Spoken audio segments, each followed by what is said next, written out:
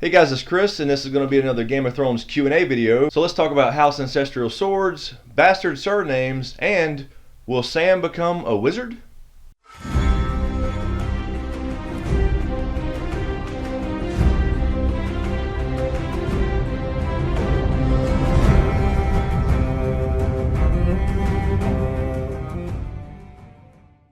So let's jump right in with our first question, and Eric writes, Jon is currently a bastard. If he is the son of Rhaegar Targaryen and Lyanna Stark and born in the Tower of Joy, and Rhaegar did not marry Lyanna, wouldn't he still be a bastard by the name of Jon Sand? If they were not married, he would still be a bastard, but he would not have the name Jon Sand. So in the world of Ice and Fire, families name bastard children after the region where they grow up, not necessarily where they're actually born. So I believe that you were thinking here, since that Jon was born in Dorne in the Tower of Joy, he would have the surname Sand, but in fact because Lyanna was from the north and raised in Winterfell, he was given the name Snow. Basic names that describe the area or region that you're from. This is actually not a law per se, but more of a naming tradition. And for our next question, Wishbone writes, thanks for responding. I guess the one I'm questioning the most is ice. We're told the Starks had ice for 400 years. The conquest happened less than 300 years ago, and Lord Stark laid his sword at Aegon's feet when he bent the knee. We're also told by George R. R. Martin that the throne was made up of the swords of those who surrendered as well as those who were defeated in battle. My thought is that ice should have been part of the throne long before the time of A Song of Ice and Fire. So there's really no definitive answer on how these houses got their swords. We have to assume there was some kind of trade with the old Valyrians before our story started, or that the Targaryens and Valyrians that came over after the Doom brought some of these swords and ended up in trade with the citizens of Westeros before the conquest. As far as ice not being part of the Iron Throne, the reason is because the last King of Winter, Torrhen Stark, actually bent the knee to Aegon the Conqueror. He did lead a host, but he crossed the trident, and then he thought better of it. He bent the knee, he swore fealty, and being the last King of Winter, he was then given the title of Lord of Winterfell and Warden of the North, so therefore he got to keep ice in that instance, and so it wasn't taken from him. He was actually given a title,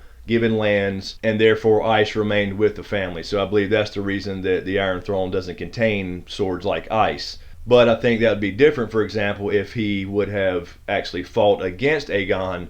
He would have then probably been defeated, obviously, with the dragons. And in that case, they would have probably taken ice and added it to the Iron Throne along with all the other people who actually resisted the conquest. And for our next question, the kiddo writes, Smokescreen, a question that I have for you is, if R+L equals J, then why is it that Jon Snow has no Targaryen features? Because in book 1, I remember Tyrion saying to Jon, you have more of the North in you than your brothers. So if that's true, why does Jon not have any Targaryen features? It's been established, pretty well established in A Song of Ice and Fire, that Targaryen features are recessive. So Jon actually looks exactly what you would expect him to look like, being the son of Rhaegar and Lyanna. We heard, of course, the famous line, the seed is strong, in reference to Robert Baratheon and his bastard sons. And that seems to be the case throughout the entire world of Ice and Fire, as far as black hair, dark hair, versus the silver blonde hair and lilac or purple eyes of the Targaryens. The black hair, the dark eyes, those type of things seems to be more prominent. So you would actually expect Jon Snow to look like he does, being of Lyanna, who is definitely a she-wolf of the north, and Rhaegar's traits would be recessive. So in that sense, the question becomes, for people who believe that R+L equals D, as in Daenerys may be the child of Lyanna and Rhaegar, or perhaps even twins, which I did a video on as well, the question then becomes, why does Daenerys not have any Stark features? Next question, Christy writes, speaking about watching, it seems gradually magic has been coming back slowly. Do you think Sam will learn magic while at the Citadel? Early in the show and book, Sam tells Jon he always wanted to be a wizard. Maester Luwin at Winterfell told Bran all who were forging their maester chain tried to earn the magic link, but no one could make the spells work. Was Sam just being silly, or was this some of George's foreshadowing? As far as the part about magic coming back slowly, I'm going to actually do a separate video on that, so I'll leave that for now. But in regards to the question about Sam, I do think actually it was a bit of foreshadowing. If we remember correctly, this was stated in A Game of Thrones, the very first book, in the very first season of the show. Jon did not become a ranger, and then Sam was like, I always wanted to be a ranger.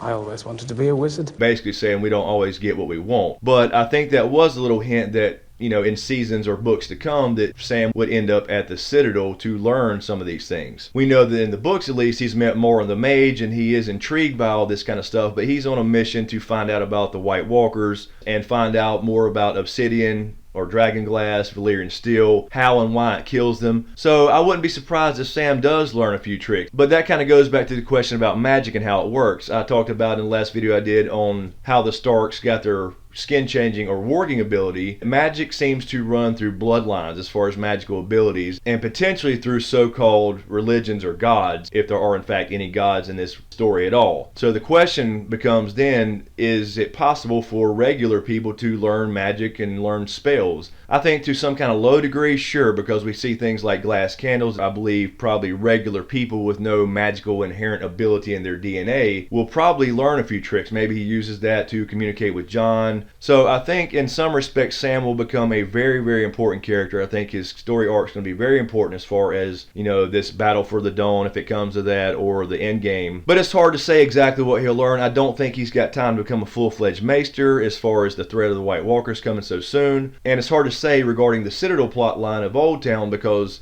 without spoiling anything in the books for those who haven't read the books, we have a lot of other moving parts going on as well, such as the Ironborn, other maesters and other archmaesters seem to be really against magic or want it to leave the world forever. They don't trust it. The Faceless Man being involved. Hard to say, but I definitely think Sam's storyline will be super important, and I think he probably will learn a few tricks at least. Sam may actually end up being Jon's Quaithe, so to speak, as Quaithe is to Daenerys, so that's definitely a possibility. And for our final question, Ben Stark writes, great videos, man. Keep them coming. I don't know if you've touched on this yet, but one of the mysteries I keep trying to decipher are Bran's werewood visions in Book 5.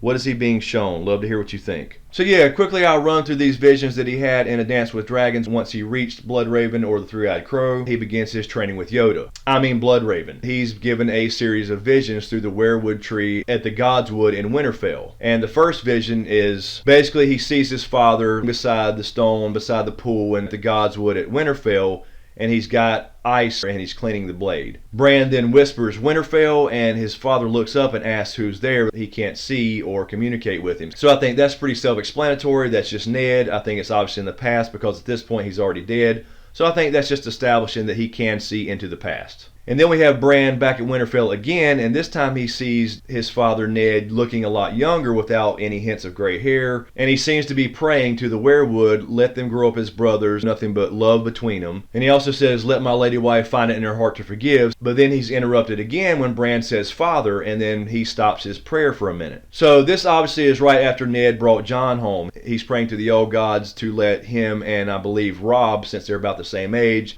grow up as brothers. At this point the other kids wasn't born yet. He's also asking the old gods to let Catelyn forgive him.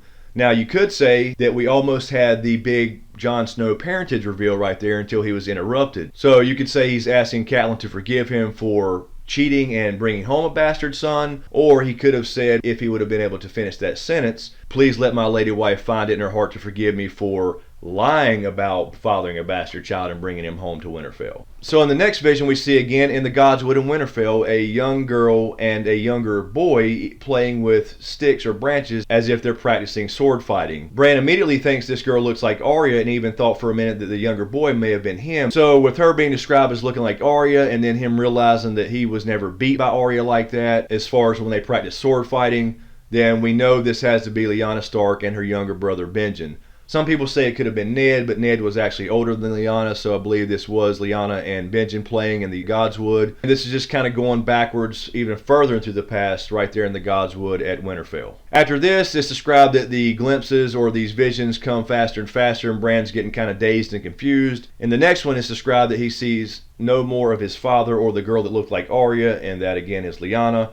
But he sees a woman heavy with child walking out of the pool and kneeling before the tree praying that she has a son so she may have vengeance. I believe this is probably Ned's grandmother. It's believed that she only had one son, Rickard Stark, and she was the wife of Edwin Stark. So I believe that's what this means, being that she probably only had one son, and we're not sure exactly why she's praying for vengeance here, but I think it has something to do with Edwin may have been killed before Ned's father was born, and maybe that's why she's praying for vengeance. So this is one of the ones that's kind of hard to tell, but again, it's just going further back into the past, and obviously based off all the rest of the visions, this is a Stark woman. And the next one is a long brown-haired girl described as being slender as a spear who stood at the tip of her toes to kiss a knight as tall as Hodor.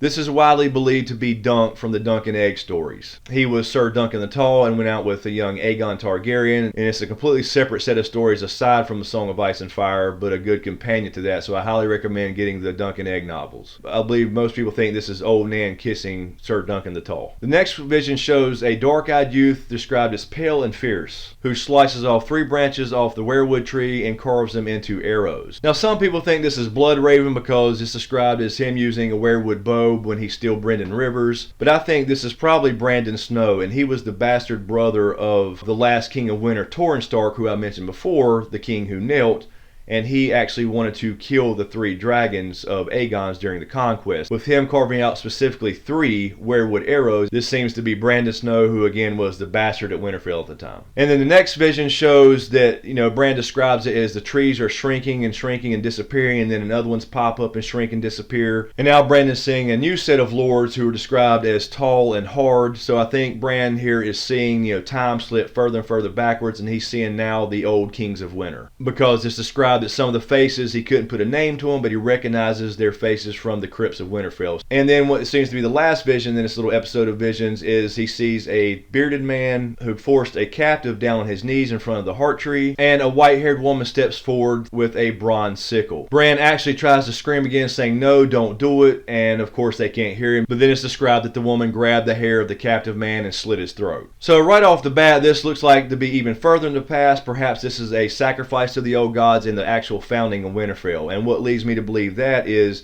that she's carrying a bronze sickle as opposed to some kind of steel weapon. So it's always been described that when the first men came over, they had weapons of bronze, so this was probably the first men, their ancestors, probably founding Winterfell with some kind of blood sacrifice in the pact with the Children of the Forest. These visions are not really important in and of themselves except for a little bit of history, but it's just showing Bran in his first set of visions through weirwood.net that he can actually see the past, and he goes from, relatively current, right before his father died probably, all the way back to the founding of Winterfell. So I think that's really there just to establish what he's going to be able to do, seeing the past, seeing the future, sending messages, sending dreams and visions, helping shape events, whatever that may be, whatever Bloodraven and the Children of the Forest motives are. Bran's going to be super powerful and have a very important role to play in the end game of this fucking story. So anyway, hopefully that helps with those visions and the rest of the questions, and I appreciate the questions. Keep them coming. These are always a lot of fun to do. For Q&A videos for Game of Thrones or Star Wars, please comment and leave a tag like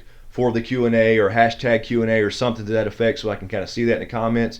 I still try to answer all these questions in the comments, unless it's something that I'm specifically planning to do a video on, like the magic video I mentioned. Let me know what you think in the comments below. Do you think Sam will become a wizard? Do you think he'll learn more than just a few magic tricks? How did some of these houses get these ancestral blades? Anyway, thanks again, you guys. Thanks for watching. Got more videos planned. In the meantime, you can click here for the last video I did on The Walking Dead Season 6 Episode 3 review. And do you think Glenn's really dead for you Walking Dead fans? And you can also click here for the last video I did on Star Wars Episode 7 The Force Awakens. The popular theory that Luke Skywalker may actually be Kylo Ren and the leader of the Knights of Ren for you Star Wars nerds. If you like these videos, please like, share, and subscribe to get everything. So thanks again, you guys. Thanks for watching, and remember, peace is a lie, there's only passion.